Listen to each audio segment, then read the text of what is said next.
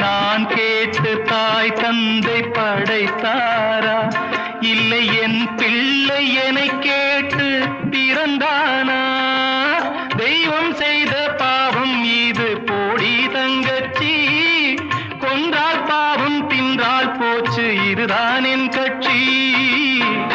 ஆதி வீடு அந்தம் காடு இதில் நான் என்ன, அடியே நீ என்ன ஞான பெண்ணே, வாழ்வின் பொருள் என்ன, நீ வந்த கதை என்ன?